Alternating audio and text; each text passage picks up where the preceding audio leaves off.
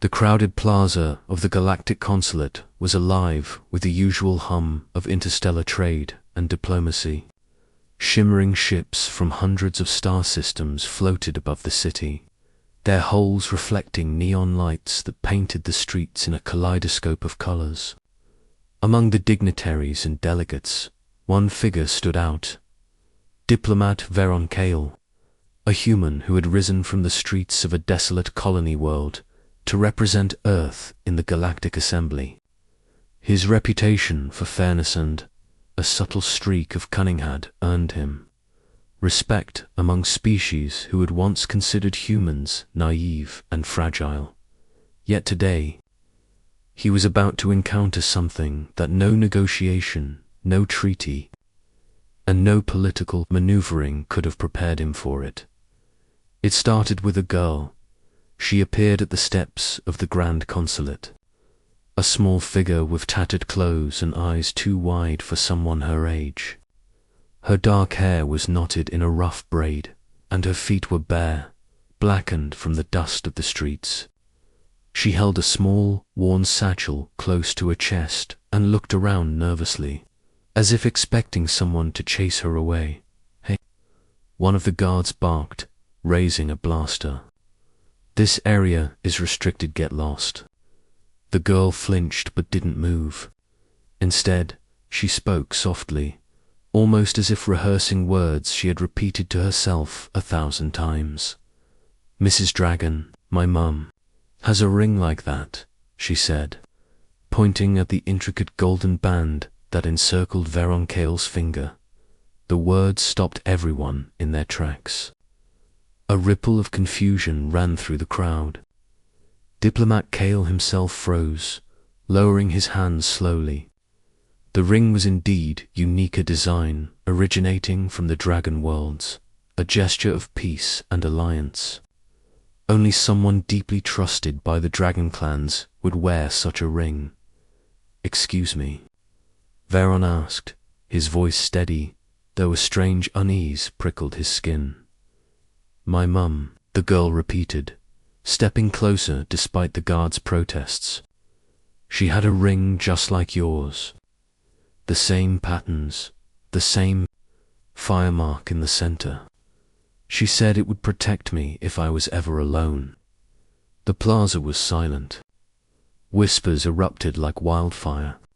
Dragons, humanoids, and other alien species all turned to look at Veron, the human who had somehow captured the attention of a child, lost in the chaos of the universe. Veron knelt to meet the girl's gaze, careful not to frighten her. "And where is your mother now?" he asked, keeping his tone gentle. The girl shook her head, tears welling in her eyes. "I don't know. She's gone.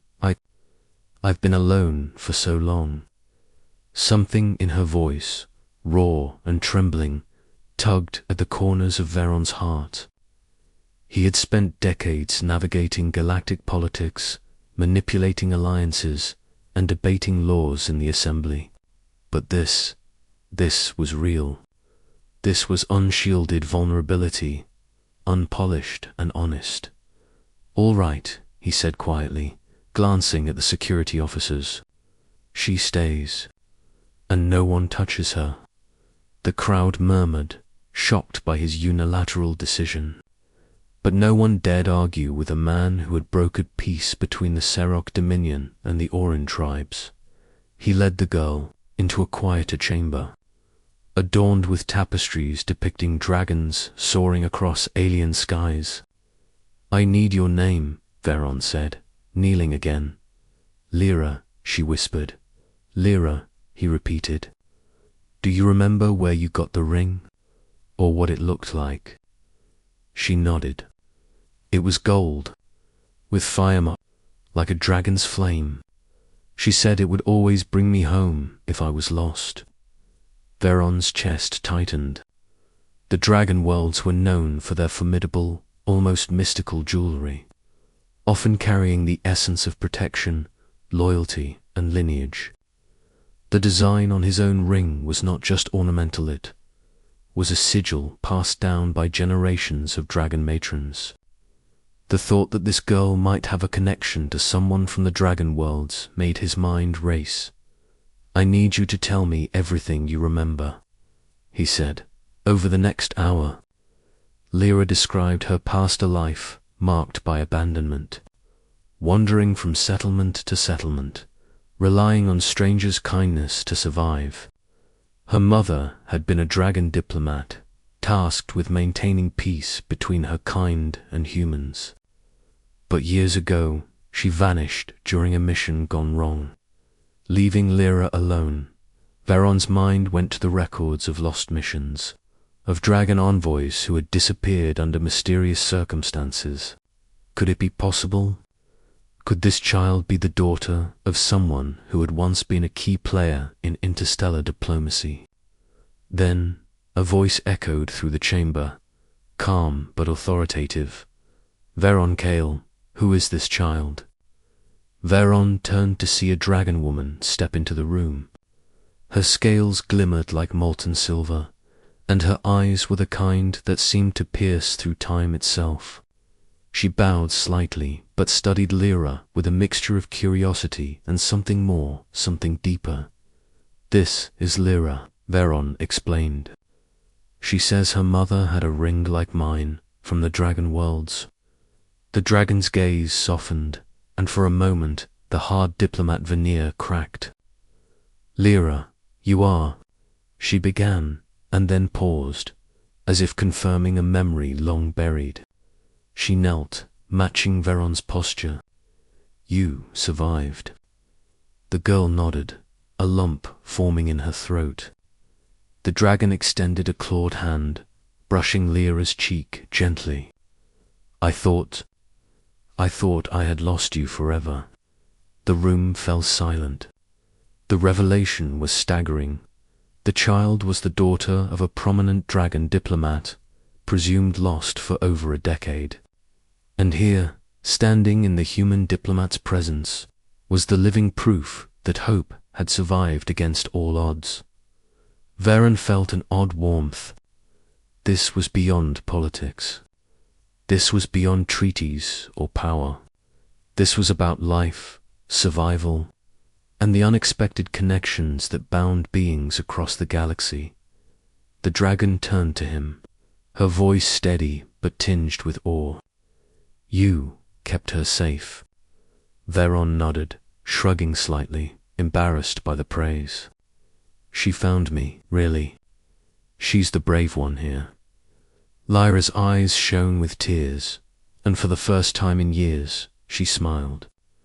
I knew someone would protect me, even if they weren't my mum." The dragon Lyra's mother looked at Veron in a way that silenced everyone present. "You have done a human thing," she said softly. "A thing I never expected. You protected what is precious, not for glory, not for recognition, but because it was right. That is rare among your kind." Veron chuckled awkwardly. "I've had some practice." "No," she said firmly. "Rarely do humans act purely from the heart. You have reminded me why we trusted you in the first place." From that day forward, Lyra was no longer just a homeless girl. She became a symbol of hope, a living bridge between dragons and humans.